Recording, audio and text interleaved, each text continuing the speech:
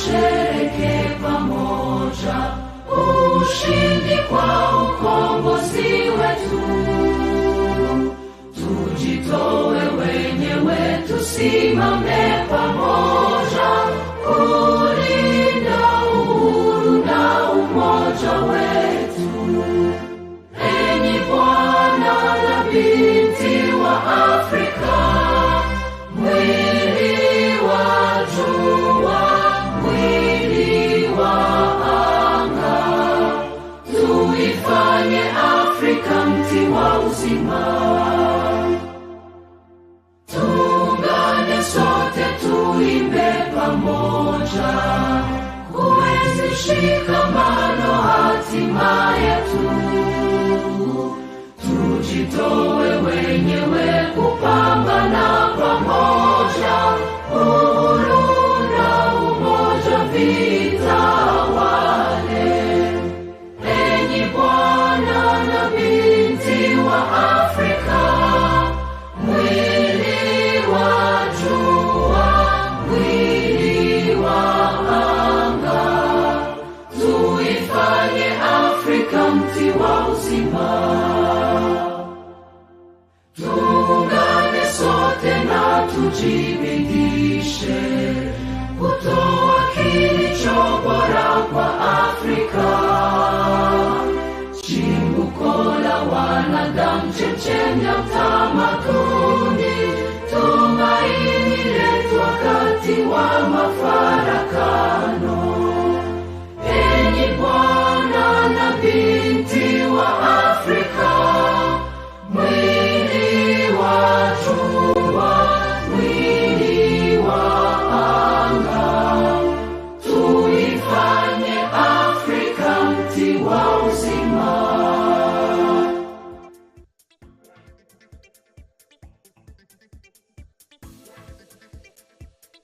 It is Man's TV Africa. It is Man's TV Africa. My name is Karam Mukasa. In the studio is Usan Baya, and we shall be taking you through Africa, ancient Africa, and the leaders that you didn't hear about. Now, today, I want to encourage you to please subscribe to our channel. This is a TV station. The name is Man's TV Africa, and we are registered as a charity that does media work. We have offices in Uganda, Kenya, Zambia, Zimbabwe, Nigeria, Ghana, Sierra Leone, UK, and the US, and we are still growing with studios all over the world. Our work is to inform, entertain, educate our audience. Now today, we want to share with you something very interesting about Africa, amazing facts about Kemetic Africa, but also ancient Africa, but also the rulers of Africa that actually made great things. Did you know that Africa had women kings? In other words, Africa had women that actually had so much influence in terms of leaders. If you have watched a movie, Woman King or Woman King, it's an imitation of the Dahomey Kingdom, Benin of today, and the history of a people in Africa that actually had women very strongly into leadership. Women were into leadership in some parts of Africa.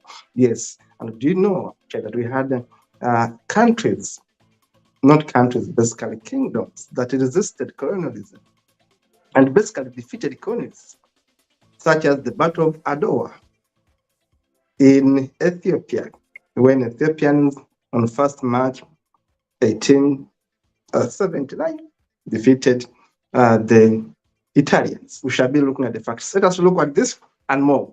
Look at these images, and I shall be explaining to you what's happening right here. Now, today, we are looking at amazing facts about Africa, pre-colonial rulers who resisted imperialism, but also who set up a mark. Now, these are women that led in Africa.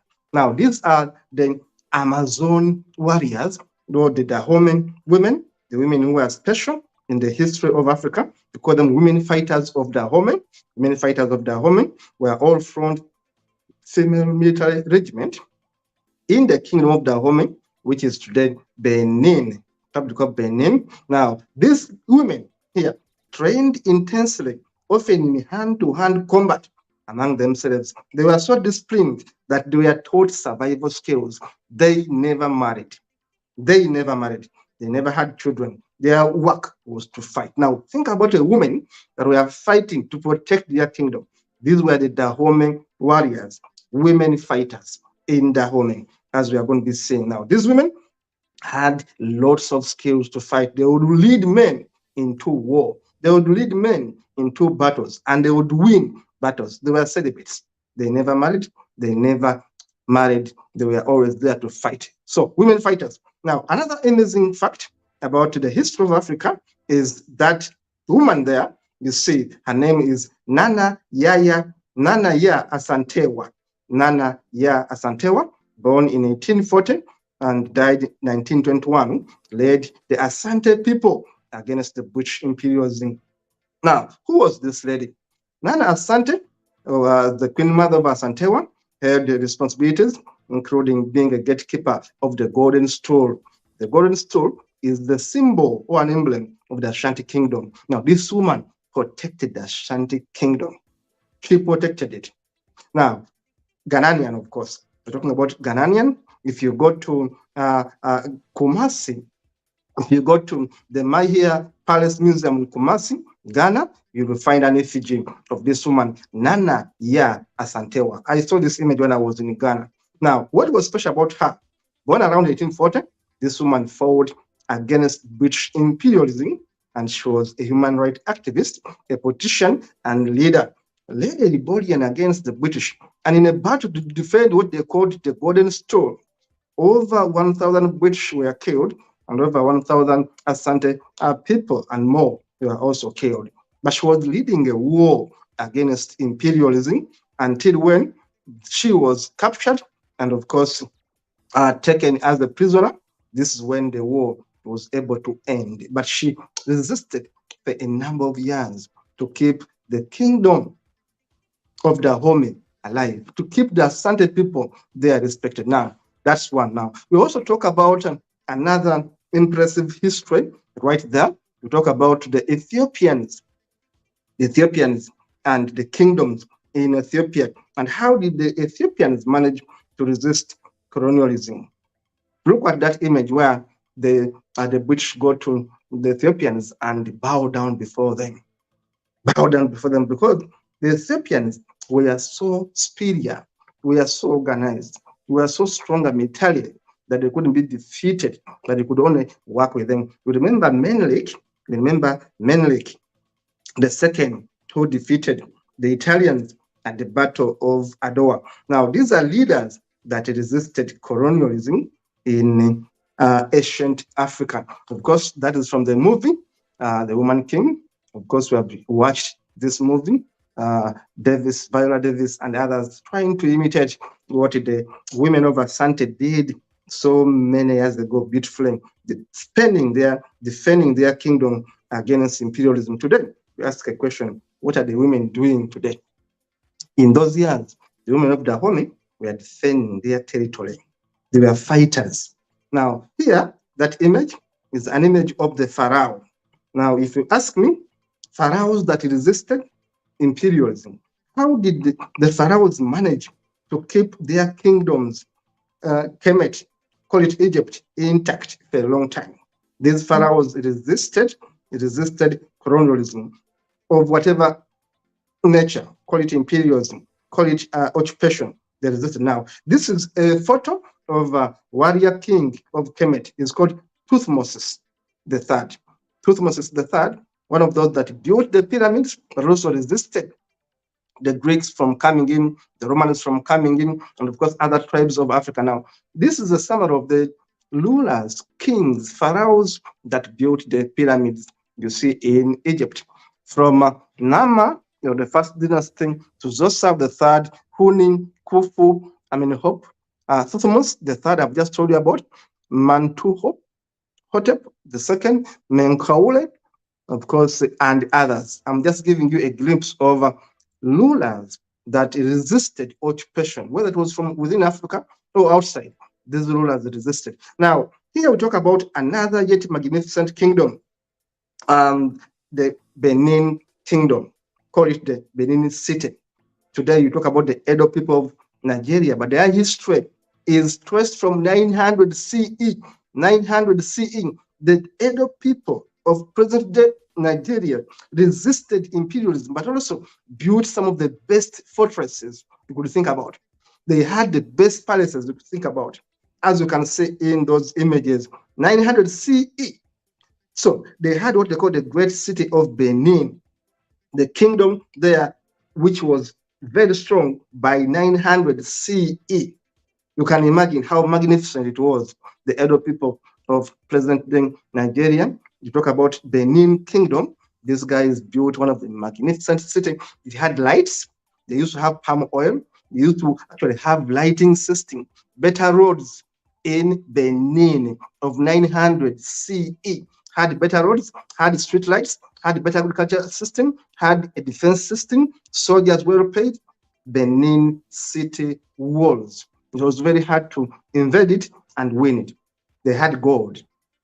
They had it, all these minerals, but also they had light, street lights. They had fortresses. They were well organized. 900 CE, Benin city walls were impenetrable.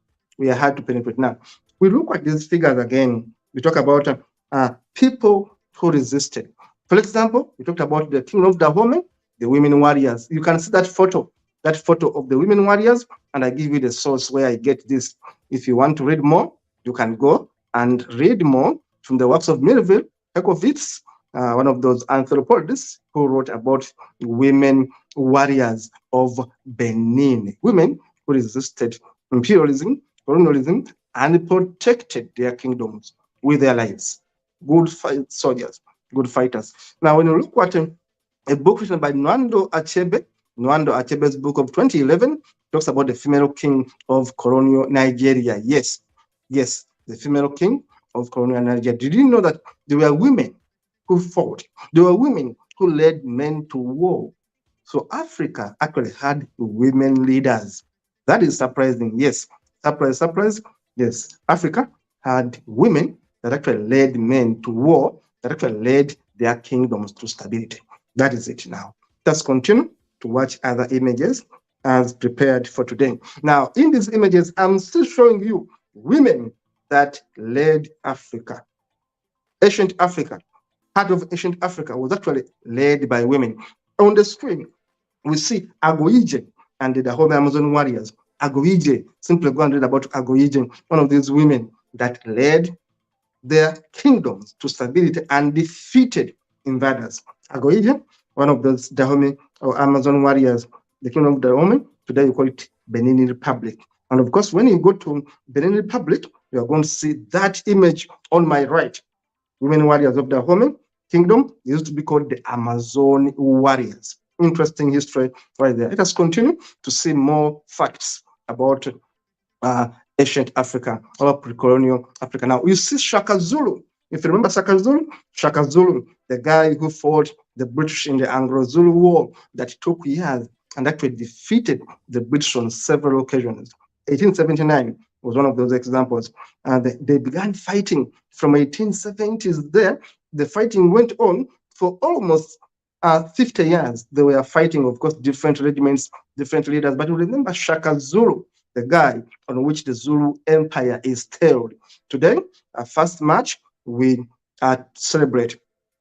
In every March, we celebrate Shaka Zulu and the Zulu Empire for their heroic ways of fighting. Of course, we know Shaka Zulu was born in 1787 and he died on 22nd September 1828. He was a Zulu chief who ruled between 1816 to 28, the founder of the Southern African Zulu Empire. He was a great man, a great fighter, a great orator, and a great motivator who fought against foreign occupation, against British imperialism in South Africa. Then we bring you another, yet another leader in those years. We talk about King Pierre, a Kushite king who conquered Egypt between 744 to 714 BC.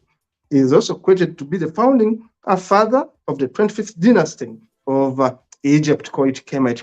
He ruled from Napata a city in modern-day Sudan, Nubia region. Today we have a Sudan, Nubia region. There was a city called Napata. This is where this ruler led and occupied Kemet, called Egypt, from the Nubians going to Egypt and taking over and ruling over Egypt as one of their pharaohs there, or kings of the 25th dynasty between 744 and 714 BC. And of course, we see how he was mummified right there. The history is there for you to see. We see now another leader in the history of Africa, the man called Mansa Musa. That is Mansa Musa's illustration, the central ruler of Mali Empire, one of the strongest empires in the world, not only Africa, but in the world. It was an empire called Mali Empire. It was bigger than Mali. It was bigger than Mali. It was covering much of West Africa of today, and it was the richest in terms of gold and other minerals. This man is regarded as, well, the richest man in the world because he had so much wealth that when he went to Egypt and other countries, he left those countries struggling with inflation. The richest man, Mansa Musa, leading right there. Now, here I bring you yet another king called King Nyimu of the Kuba people.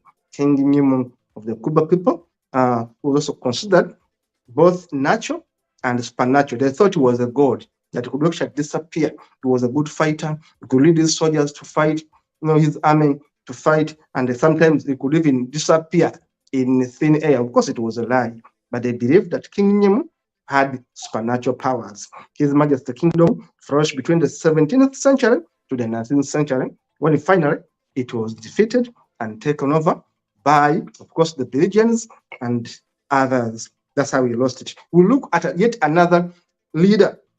We look at my man from Uganda. This is King Mwanga, Kabaka Mwanga. We call him Kabaka Mwanga. Now, Kabaka Mwanga was born in 1866. He died in exile in 1901. Why? This is the last independent Kabaka. Kabaka means ruler of the African Kingdom of Buganda, who shot to prominence and, of course, ruled or reigned during a turbulent time when the British wanted to take over Uganda, or call it Buganda by that time. And of course, he led a sporadic civil war, resisting them. And of course, he ended up killing or banning the so-called Uganda martyrs, who were defying his orders and, of course, taking sides of the invaders. That man protected a Buganda kingdom by fighting against imperialism, but also by banning the so-called Christians that were resisting his orders as the leader of Buganda kingdom. He's known in the history as the only man who tried his best in Uganda of today to resist colonialism. Of course, there was Kabalega, who fought alongside him of Bunyoro, but this man did a great job to resist imperialism until when he was taken into exile. Now, we talk about Menelik, Emperor Menelik II, the man who defeated Italians on several occasions, and the final battle that was so disastrous was the Battle of Adowa, which happened on 1st March 1895, where this man, Emperor Menelik II, killed thousands of Italians, and they went in shame until when many years later Mussolini came to revenge, because this man, Emperor Menelik II, had defeated the Italians, and not only defeated them, killed thousands of them and took some of them as prisoners. This man, Emperor Menelik II. Now, we're talking about leaders that made Africa resist colonialism, but also that saved Africa from imperialism, occupation of whatever nature. Thank you so much for watching. It is Human CV Africa, where we always meet and share with you basic facts that maybe you haven't actually had in your history lessons, because schools actually don't talk about these things. Today, we have been lucky to be able to listen to some of the amazing facts from pre-colonial Africa. Which areas resisted? How did they resist? Did you know that women actually were fighters? Yes, today now you know they were fighters. Thank you so much for watching. Keep watching, keep subscribing. See you in the next one.